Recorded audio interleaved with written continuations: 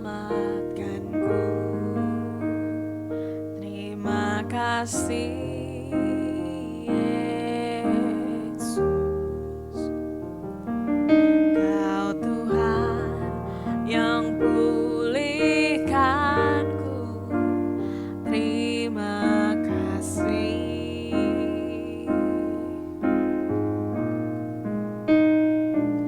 Kau Tuhan yang sembuhkanku.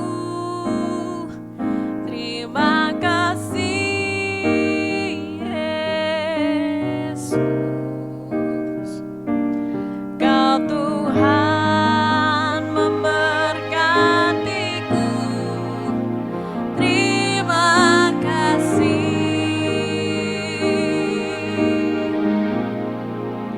Segala pujian dan syukur hanya bagimu Yesus. Dengan apakah ku balas kasih-Mu?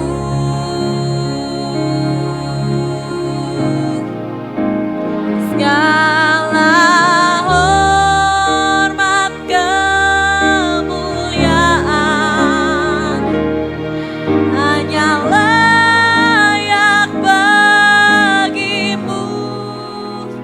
Ku sembah Yesus seumur hidupku.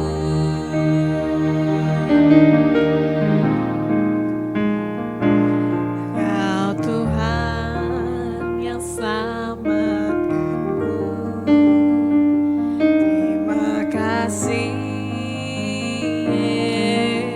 Yesus. Kau Tuhan yang pulihkanku. Terima kasih.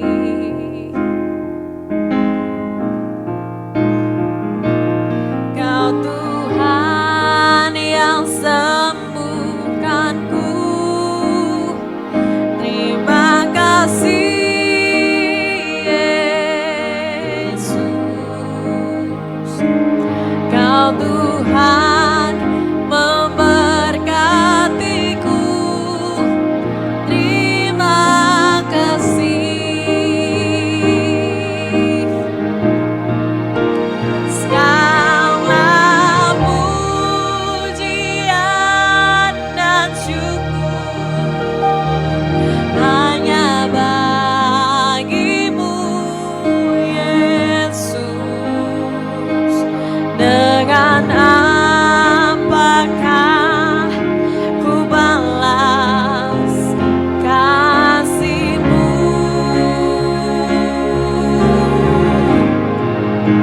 Segala hormat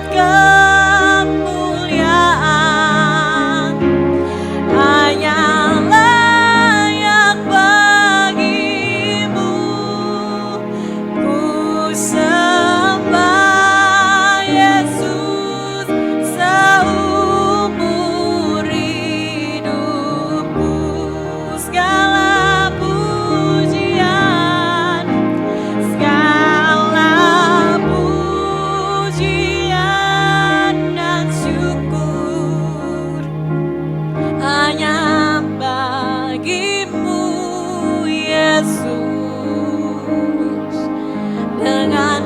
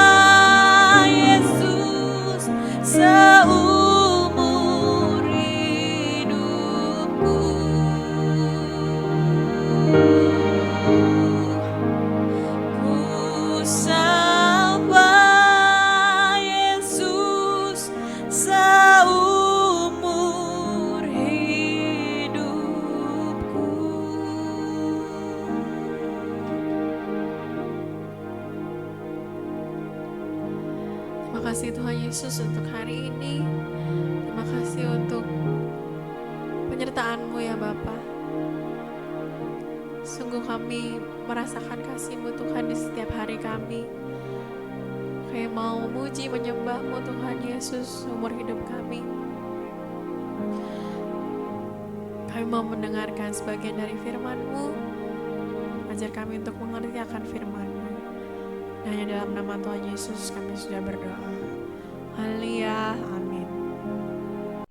Shalom, kita berjumpa kembali dalam renungan harian hari ini, hari Senin tanggal 13 November 2023. Pembacaan Alkitab kita diambil dari Matius pasal 28, Markus pasal 16. Judul renungan kita adalah Pengemban Amanat Agung, yang kita fokus di dalam Markus pasal 16 ayat 15 sampai 18 dengan bunyi demikian. Lalu ia berkata kepada mereka, "Pergilah ke seluruh dunia, beritakanlah Injil kepada segala makhluk. Siapa yang percaya dan dibaptis akan diselamatkan, tetapi siapa yang tidak percaya akan dihukum. Tanda-tanda ini akan menyertai orang-orang yang percaya. Mereka akan mengusir setan-setan demi namaku. Mereka akan berbicara dalam bahasa-bahasa yang baru bagi mereka. Mereka akan memegang ular, dan sekalipun mereka minum racun maut, mereka tidak akan mendapat celaka. Mereka akan meletakkan tangannya atas orang sakit, dan orang itu akan sembuh." Saudara, Tuhan adalah Tuhan yang bergerak dengan visi dan tujuan. Kenaikan Yesus ke surga bukanlah akhir dari segalanya, melainkan justru awal dari suatu zaman atau era besar yang baru, yakni era Roh Kudus yang bekerja melalui gerejanya. Misi penyelamatan yang dikerjakan oleh Yesus melalui kematian dan kebangkitannya telah tuntas. Maut telah dikalahkan dan dosa seluruh umat manusia telah ditebus. Dan Yesus telah membuka jalan bagi manusia kepada Allah Bapa. Namun berita sukacita ini harus disampaikan kepada seluruh umat manusia di seluruh dunia. Inilah yang dimandatkan oleh Yesus kepada para murid-muridnya sebelum ia terangkat ke surga.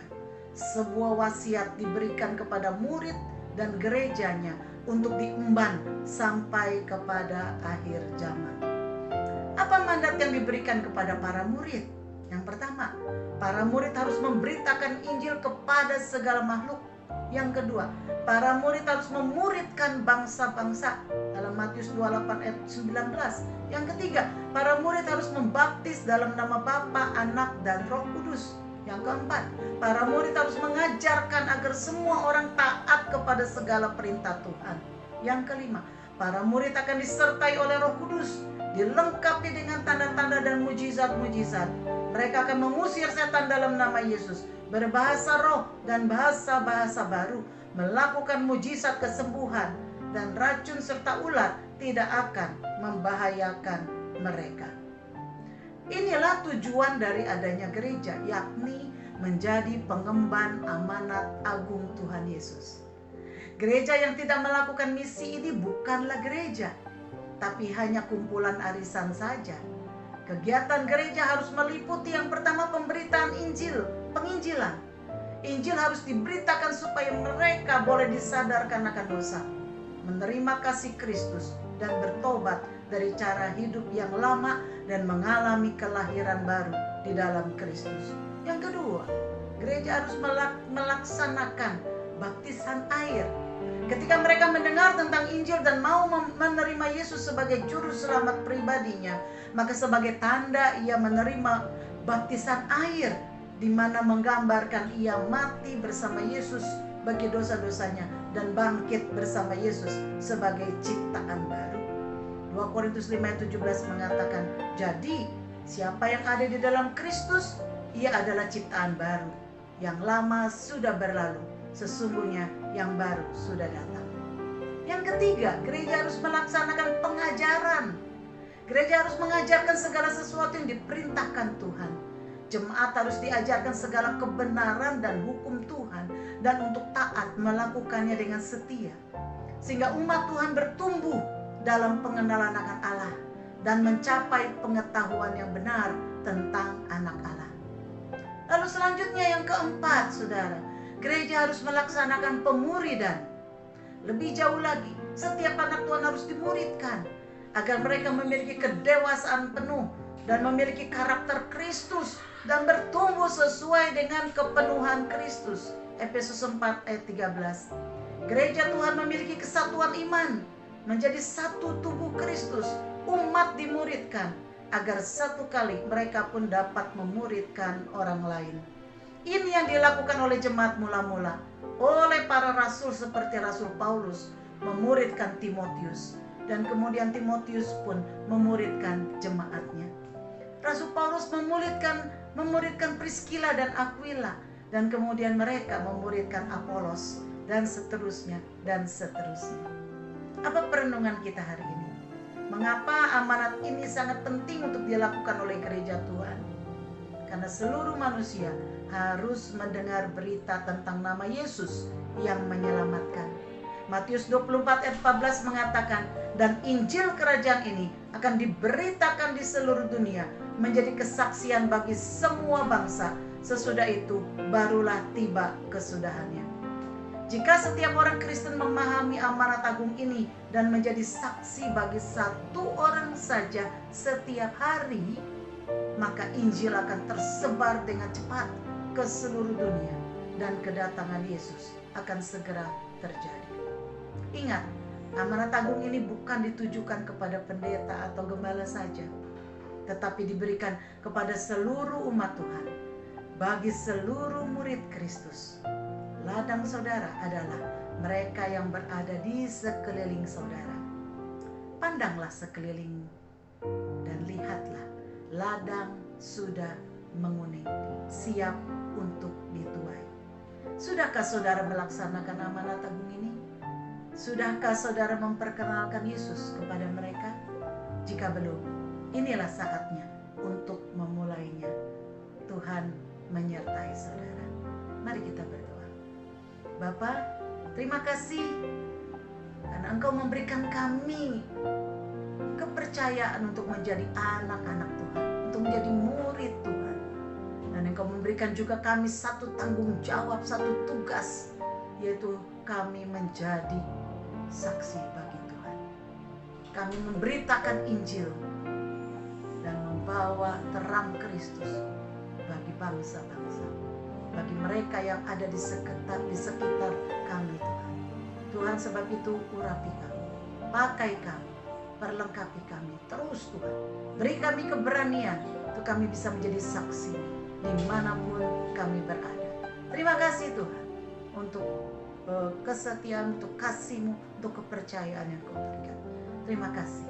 Di dalam nama Yesus kami berdoa. Haleluya. Amin. Kiranya Tuhan memberkati kita semua. Shalom.